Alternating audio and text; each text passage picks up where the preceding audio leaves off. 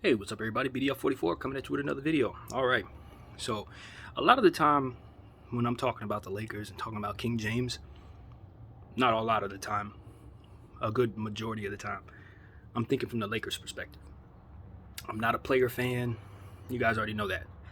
Today, with this particular video, I want to kind of jump into what I think a player's perspective actually is.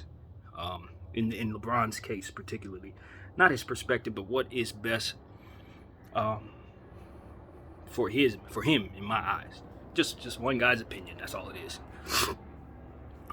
From LeBron's standpoint, you know, strictly about what I think is best for him, I think LeBron should probably be. It's two different things that I think will work for Bron. It just depends on what his focus is until his son enters the league. If you want to be a multiple NBA champion, then of course you go somewhere where you can do that. I don't think he can become that here in that time frame. I haven't thought about where he could go to secure that per se. But I'm pretty sure there are spots. There are spots. Miami's a great one. Cleveland's another one. There's spots.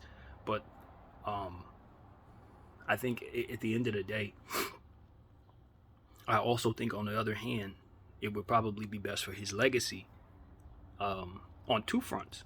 On the front that is just being a Laker, and every great player, with not named Michael Jordan, has been a Laker and won championships here, basically, with the exception of maybe Karl Malone and Gary Payton. And there may be a few others of whom not coming to mind right now. But at the end of the day, you want, if you're LeBron James, to not go down as the guy who ruined the Lakers, even for a short time. You don't want to go down as the great player who only got one championship like Wilt with the Lakers. You don't want to do that. But, at the same time, it's something to be said for being 37 years of age and just knowing where the Lakers are as a franchise and their timeline. And then looking at where you are and considering what how much time you have left in your career now. I personally don't have any idea what's a good educated guess for how long Bron is going to play. I don't have any idea. The range that I got in my mind, anywhere from 3 years to 7 years from now. Like, I literally can see a path where he continues to play. Robert Parrish style, Kareem Abdul-Jabbar style. Just continue to play. Especially if his body reacts to it, to the game the way that he wants it to. I think the one thing that I have to keep in mind is that he's played more minutes than any other soul who's ever been in the NBA. He has more usage than any other soul who's ever been in the NBA. So that right there is still pushing his superior genetics to the brink of how far it can take him. And I just wonder how much he wants to have left in the tank when he leaves. That's another determining factor. A lot of guys like to leave when they still have it, Is he going to be one of the guys who wants to leave it all out there and wants to leave the court washed? Or does he want to leave the court knowing that he can still compete for an MVP? That's also part of it. And also, just looking at LeBron James, you got to look at the outlook. He's a guy, if this year has taught me anything, he's a guy who likes to play with guys that he can relate to, his buddies, his people his age. He doesn't seem like one of them 37-year-olds that want to be around a bunch of 21-year-olds all day. I don't think he's one of those type of people. So with that being said, is he going to find himself in a situation where he's just going to have to be around much younger players at all times? Now, they're going to be veteran teams in the league, but in terms of the age differential, since he's so much older than the league at this point, is he going to find himself unhappy in various situations he may find himself in, whether it be the Lakers or not, because of that? The teams are going to have younger players. So these are all things that you got to consider if you're LeBron James, but also just I would like to see LeBron have a great coach going forward. That's what I want to see. I believe he's had one before in Eric Spoelstra, even though that was like literally Spoelstra's rookie season as a coach. He's ultimately earned my respect as one of the premier coaches in basketball. And I think I'd love to see LeBron James be coached by somebody like that, again. Um, Braun and Popovich, Braun and Phil Jackson. Even though, as I've said on the record, I think Phil Jackson and I don't think Braun is Phil Jackson's cup of tea, honestly. But somebody like Pop, somebody like I don't know, all the great coaches. Ty Lue, once again. Hey, speaking of another great coach he's had Ty Lue. I didn't view Ty Lue as a great coach when he was in Cleveland, but now that he's in Clipperland, I definitely see him as also a great coach. Some could say that Braun makes great coaches if that's what that is, but I think at the end of the day, I want to see Braun with great coaching once again, is what I'm here to say. I want to see him in a situation where he's being coached by the elite of the elite. Because I think that is the best opportunity for him to secure all that he's trying to get, both record-wise and winning. That's how you get best of both worlds. You find the best coaching situation, I think.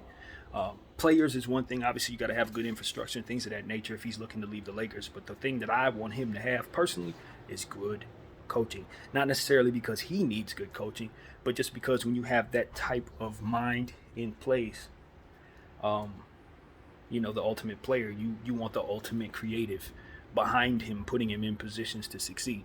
I think that's what it's taught me this year about LeBron James, is that he doesn't want to do that. He would much rather do the GM stuff than creating the plays for the team, so that they can run a certain way. So I think personally that's what it is you're looking for in regards to LeBron James. You want to put yourself in a strong position to just have the right play callers in place to put you in positions to be successful. And when that is the case, you most definitely find yourself with opportunities to win, which is what it's about. So if the Lakers can bring him one of the great coaches in this league, that would be ideal. I don't expect that would be the case, but just thinking about what would be best for him, top of the list. I want to see him with more athletic players. You guys know I've already said this before. A team like Charlotte with Oubre and Ball and Bridges and Washington, Rozier. That type of lineup is the type of lineup I want to see Braun run with, because they have athleticism, they have speed demons, they have shooters. That's the type of team that I think he could be inserted in, that type of roster, and lead them very, very far. Like that's the type of situation I'd like to see Braun in. With some of the players that Minnesota has, like Anthony Edwards, love to see him play with those type of guys who can get off the floor, accompany him in some of the things that he does best, scoring the ball and being athletic. That's the type of situation I want to see him in. I don't think he should be in a situation with clogging players. I wouldn't necessarily put him in a situation where he's playing with, say, a Rudy Gobert or nothing like that. I don't think that's the greatest. But a floor spacer, somebody like Karl Towns, I think that would be a great fit. So these are the type of things I think about. These are the type of things I think about when I'm thinking about LeBron James and what would be best for him. You know what I mean? Because I don't really do that. I don't think from that perspective, and a lot of times it seems like I'm anti-Bron when it's not that at all. It's just that I'm coming from the Lakers fans' perspective, and I want things best for the organization. At the end of the day, the organization itself is, at an impasse in a way. It seems like they kind of got one foot in and one foot out as it pertains to this season. So it could be a situation where Bron gets to play out the season, or maybe gets shut down. Obviously that's the fork in the road. That is something Bron should try to avoid. Let this be the last season where that's even possible.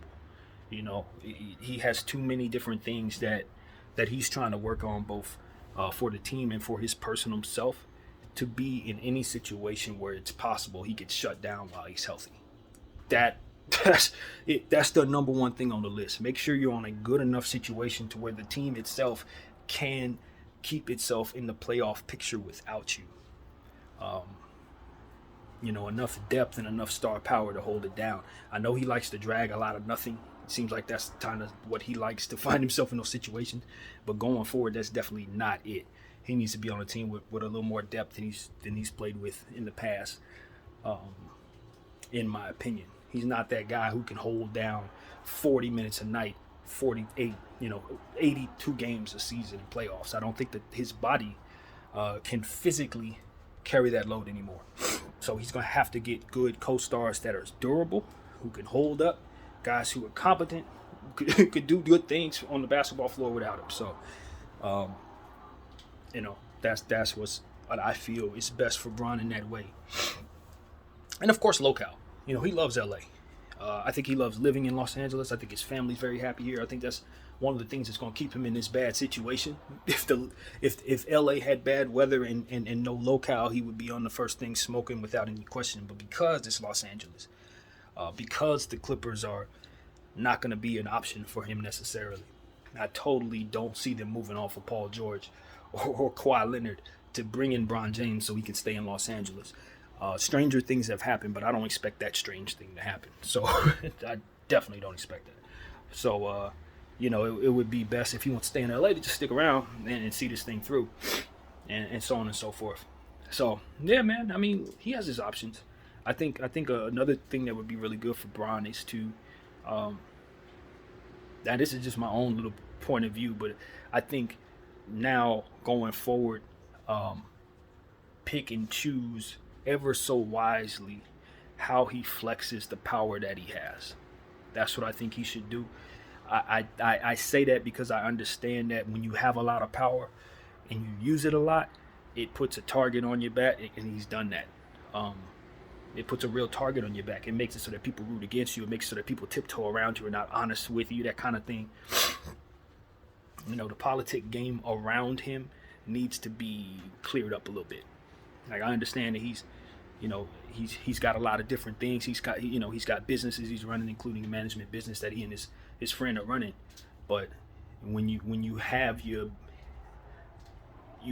foot in all of these different situations, it does make for very complicated environments for your teammates, very complicated environments for everybody who's working with you. So I would like him to dumb that down some. I don't know how to do that, but it's too uptight to play with him.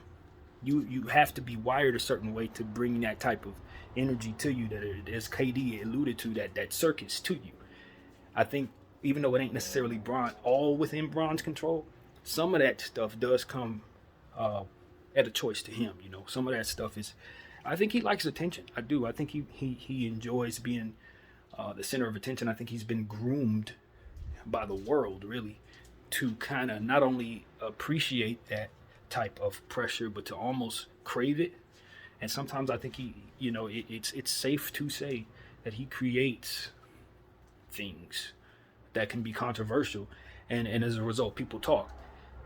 I think that's also something he would probably be best to dumb down some. Kind of chill on all that, kind of fall back into the fold and being just a guy. I think in the long run, it'll take all the heat and the pressure off of him, and he won't have so many people gunning for him as his career winds down. Now probably that's already probably done, but I think this advice is probably more so for the next LeBron James. When you have a lot of power, don't just go around wielding it all the time, because eventually you become what people look at as like a big Goliath type of energy. You know what I mean? It's like, all right, we got to stop that guy, because eventually he's going to start wielding that power, and it's going to hit me, it's going to hit them. You know what I mean? It becomes a situation where they're afraid of you rather than excited to see you coming. So that's what Bron is. It's almost like you see all this stuff that's going on. Genie got to call in reinforcements, and people are showing up and stuff like that. That's because of the presence of Bron. And while that power demands a great deal of respect, it also breeds a certain level of contempt, and people get uncomfortable, people start doing too much, etc., etc. I think life is much easier when you pick and choose when to use your power, and I think that's something that I think LeBron James is going to grow into as he continues to go forward. You know what I mean? Because now it's just like, if you look at the way they talk about Bron, it's like, oh, here comes the tyrant, oh, him and Clutch, you can't get on their bad side, blah blah blah. Some people like that energy. Like, that's a good thing to be feared and to be, that kind. But I recognize that all that does is put that target on your back. Now everybody's looking at you as a big bad wolf, and anybody trying to make a name for themselves gonna be gunning for you. And that's on every walk of life. That's not just in what we're talking about. So it is what it is, man. I like Bron, you know what I mean? At the end of the day, I think he's been a stand-up guy. I really support the I Promise School, and I like the image that he has of his family and everything that he's put forth for us to recognize and respect. Um, I just want him to be more of a killer, which is just not who he is. You know what I mean? I think we compare him to too many different people here in LA. We compare him to Kobe, we compare him to Shaq, compare him to this, that, and the third. But Bron is his own entity, and I think the game comes to him easier than it did those guys. And I think there's something to appreciate when you have him in a uniform. I just wish it were under less experimental circumstances, is what I'll call it, because I just think they experimented too much with this team, and as a fan, I don't appreciate that. But all in all, that's what I got, man. That's my Bron perspective. What I think is good for Bron and all that video. That's what this is. You know, I know he's going to be out with the next game. But from what I understand, I think he's going to be out with the next game against the Rockets with a knee. And of course, I'll give you an update on everything as that game approaches. And for now, I'm good. Good to go. I thank you all for watching. And I'm BDF44. I'm out.